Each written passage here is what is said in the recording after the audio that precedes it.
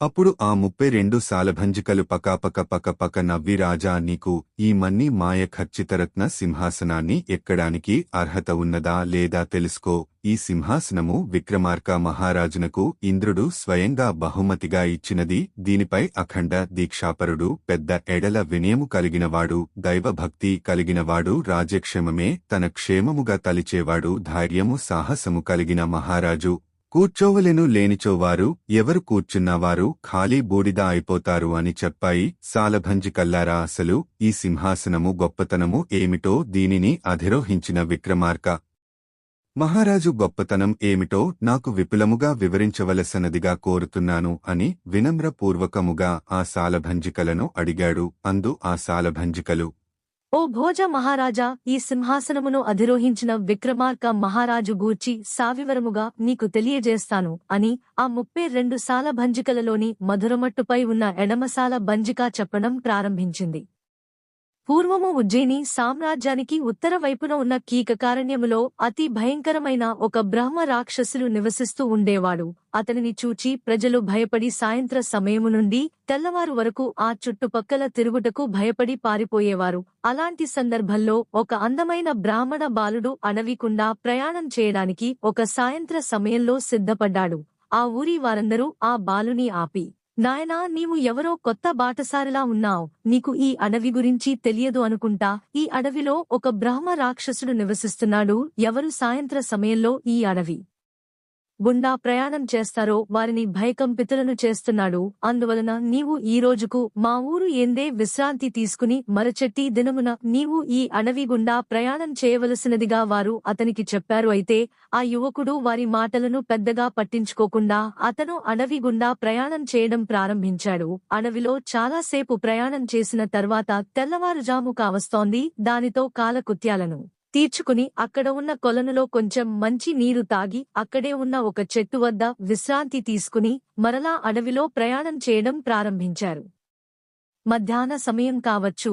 దానితో తన వెంట తెచ్చుకున్న తినుబండారాలను తినడానికి ఒక రావి చెట్టు కింద కూర్చొని తినడం ప్రారంభించాడు. తెచ్చుకున్న తినుబండారాలు తినడం అయిపోవడంతో మంచినీరు తాగి ఆ చెట్టు కింద విశ్రాంతి తీసుకోవడం ప్రారంభించారు. కొంతసేపు విశ్రాంతి తీసుకున్న తర్వాత అతనిపై ఒక రావి ఆకు పడింది. సాధారణంగా ఎవరైనా మీద ఆకులు పడితే దులుపుకుని పోతారు. కాని ఈ బ్రాహ్మణ బాలుడు అనుకోకుండా ఆ రాగి ఆకులు చూచాడు.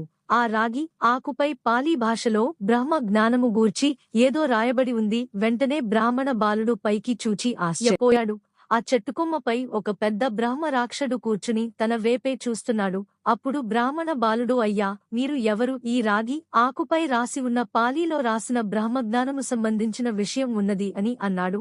అందుకు బ్రహ్మ రాక్షసుడు ఎన్నినాలనుందో నేను ఎదురు చూస్తున్న వ్యక్తివి నీవు దొరికావు. ఎవరికీ నాకు తెలిసిన బ్రహ్మ జ్ఞానమును గూర్చి చెబుదామనుకున్న వారు నా నుండి పారిపోవడం ప్రారంభించారు. అందువలన నేను ఎన్నో యుగాల నుండి ఈ రావి చెట్టు పైనే ఉండి పోవలసి వచ్చింది. ఎన్నాళ్లకు నాకు శాప విముక్తి కలుగుటకు నీవు చావు కావున నీకు నేను నాకు తెలిసిన 14 విద్యలను నీకు నేర్పిస్తాను. అయితే ఈ విద్యలను నీవు రాత్రి పగలు అనకుండా నేర్చుకోవలసి ఉంటుంది అని చెప్పాడు బ్రహ్మ రాక్షసుడు. దానికి ఆ బ్రాహ్మణ బాలుడు సరేనని చెప్పి బ్రహ్మ రాక్షసుని ఒక విషయం అడిగాడు. ఏ మానవుడైనా 6 నెలల పాటు ఆహార పానీయాలు లేకుండా ఉండగలడా అని అడిగారు. అందుకు బ్రహ్మ రాక్షసుడు నీకు నేను బల అతిబల అనే మహత్తరమైన మంత్రాన్ని ఉపదేశిస్తాను. దానితో నీకు 6 నెలల పాటు ఆకలి తప్పులు లేకుండా అవిశ్రాంతంగా బ్రహ్మ తేజస్సుతో వివేకవంతుడవై విద్యను నేర్చుకునే అవకాశం కలుగుతుంది. అయితే 6 నెలల ముగిసిన మరుక్షణం ఈ మంత్రము తాలూకా శక్తి నశిస్తుంది.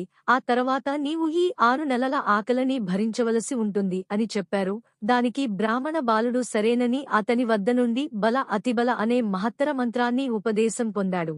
ఆ తరువాత 6 నెలల పాటు రాత్రి పగలు బ్రహ్మ రాక్షసుడు ఎప్పుడు రాగి ఆకుపై మంత్రాన్ని రాసి ఇస్తే అప్పుడు ఆ మంత్రాలను చదివి అప్పటికప్పుడు మననం చేసుకుని నేర్చుకునేవాడు. అతను నేర్చుకుంటున్న సమయంలో బ్రహ్మ రాక్షసుడు దైవజ్ఞములో ఉండేవాడు. ఇతనికి ఏమైనా సందేహాలు కలిగితే వాటిని బ్రహ్మ రాక్షసుడు దైవభక్తిలో ఉండేవాడు. దైవభక్తి నుండి వచ్చిన తర్వాత అతనితో మాట్లాడి సందేహాన్ని తీర్చేవాడు. ఈ విధముగా ఒక 6 నెలల పాటు అతి కష్టం మీద 14 విద్యలను బ్రాహ్మణ బాలుడు నేర్చుకున్నాడు.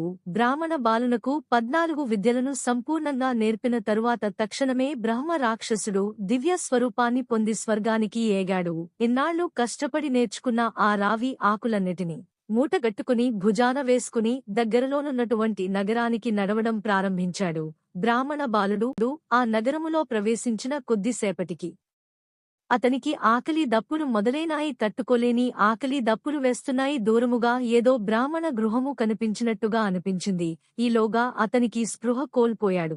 ఆ గృహములో నివసిస్తున్న ఒక ఆమె అతనిని గృహములోనికి తన పనివారి ద్వారా తీసుకుపోయి తలపముపై అతనిని పరుండబెట్టి అతని పరిస్థితిని బట్టి అతనికి రాజా వైద్యుని పిలిపించి వైద్యము చేయమని చెప్పింది. అందుకు రాజు వేయిచుడు అతని నాడిని చూచి, ఇతని నాడి చాలా నెమ్మదిగా కొట్టుకుంటుంది. ఇతనికి చాలా ఖర్చుతో కూడిన వైద్యము చేయవలసి వస్తుంది అని చెప్పాడు. ఎంత ఖర్చు అయినా సరే పర్వాలేదు, నేను ఇతనిని వివాహము ఆడదలిచాను, అందుచేత ఇతనిని మీరు తక్షణమే మందులతో బాగు చేయవలసింది అని కోరింది. అందుకు రాజ వైద్యుడు సరైనని కొన్ని మూలికలను ఇచ్చి ప్రతిరోజూ ఇతనికి మెత్తగా నూరిన అన్నాన్ని దేహానికి పూయవలసి ఉంటుంది. దానిపై మంచి ఆవు నెయ్యిని పుయ్యవలసి ఉంటుంది. ఈ విధముగా కొద్ది రోజులు పూసిన తరువాత ఇతనికి ఒంటిపై స్పృహ వస్తుంది అని చెప్పాడు. ఆ విధంగానే ఆమె అతనికి సేవలు చేస్తూ అతనిని స్పృహ తెప్పించుటకు ప్రయత్నించసాగింది. ఒకానొక రోజు ఆ బ్రాహ్మణ బాలునకు స్పృహ రావడం ప్రారంభమయ్యింది. అతను లేచి చూడగా అతను ఒక మెత్తని తలపముపై పడుకుని ఉండడం గమనించాడు. అది ఏదో పెద్ద రాజప్రసాదము వలె ఉన్నది. లేచి ఆ గృహము నుండి బయటకు బయలుదేరగా ఆ గృహము బయట కల్లాపు జల్లుతూ ఒక ఆమె అతనికి కనిపించింది. ఇతనే చూచిన వెంటనే మాట మాత్రమేనా చెప్పకుండా మీరు బయలుదేరి వెళ్లడానికి సిద్ధపడుతున్నారు అని అన్నది. అందుకు అతను, అమ్మా, నేను ఎవరో నీకు తెలియదు, నీవు ఎవరో నాకు తెలియదు. అయినా నేను నా స్వగృహమునకు పోవుటకు కాలాతీతమగుచున్నది, అందువలన నన్ను విడిచిపెట్టమని కోరాడు. అందుకు ఆమె, అసలు మీరు ఎవరు, ఎక్కడ నుండి వస్తున్నారు అని అడిగింది. అప్పుడు అతను, నా పేరు మనోహర శాస్త్రి, నేను సకల విద్యలు నేర్చుకుని నా గురువుల వద్ద నుండి సెలవు తీసుకుని నా స్వగృహునకు పోవుచున్నాను అని ఆమెతో చెప్పాడు. అందుకు ఆమె, నేను మిమ్ములను చాలా రోజుల నుంచి సేవలు చేస్తూ బతికించుకున్నాను. నేను మిమ్మల్ని వివాహం ఆడదలిచాను, అందువలన నన్ను మీరు వివాహము చేసుకోవలసినదని అతనితో చెప్పడం జరిగింది. అందుకతను, అమ్మ, నేను బ్రాహ్మణ కుమారుడను, నీవు చూస్తే దేవదాసి కుమార్తె వలె కనబడుచున్నావు, అందువలన నిన్ను వివాహం ఆడుటకు కుదరదు అని అన్నాడు. అప్పుడే ఆ ఇంటి ముందు నుంచి పోవచ్చున రాజ ఉద్యోగులు వారి వివాదమును విని వారిని రాజుగారి సమక్షమునకు తీసుకుపోయారు. ఎప్పుడైతే మనోహర శాస్త్రి రాజప్రసాదములో అడుగుపెట్టి రాజ్యసభ మండపంలో ప్రవేశిస్తున్నాడో అతన్ని చూచిన రాజుగారు, ఆహా, ఏమీ అందగాడు, ఇతనిని నా కుమార్తెకు ఇచ్చి వివాహం చేస్తే బాగుంటుంది అని తలిచారు. అదే సమయంలో మంత్రిగారు కూడా తన కూతుర్లను ఈ మనోహర శాస్త్రికి ఇచ్చి వివాహం చేసిన ఎడల బాగుంటుందని తలిచారు. అక్కడే ఉన్న కోశాధికారి కూడా తన కుమార్తెను మనోహర్నికి ఇచ్చి వివాహం చేస్తే బాగుంటుందని మనసులో తలిచాడు. ఈలోగా మనోహరుడు రాజ్యసభ మండపంలోనికి వచ్చేశాడు. రాజుగారు, అయ్యా, తమరు ఎవరు, ఎందుకు ఈమెతో మీరు తగుపడుతున్నారు అని అడిగాడు. అందుకు మనోహరుడు ఈ విధముగా సమాధానం చెప్పాడు. అయ్యా, నేను చాలా రోజుల పాటు రకరకాల గురువుల వద్ద రకరకాల విద్యలను నేర్చుకున్నాను. ఆ వాటన్నిటినీ నేర్చుకుని తిరిగి వచ్చుచుండగా నేను స్పృహపోయి ఈమె ఇంటి ముందు పడిపోయాను. ఈమె నన్ను ఇన్ని రోజులు సేవలు చేసి బతికించింది. నేను స్పృహ తెచ్చుకుని బయలుదేరుతుండగా ఈమె తనను వివాహమాడమని కోరుచున్నది అని రాజుగారితో చెప్పాడు. రాజుగారు ఆ దేవదాసి కుమార్తెతో, అమ్మ, ఈయన చెప్పినది నిజమేనా అని అడిగారు.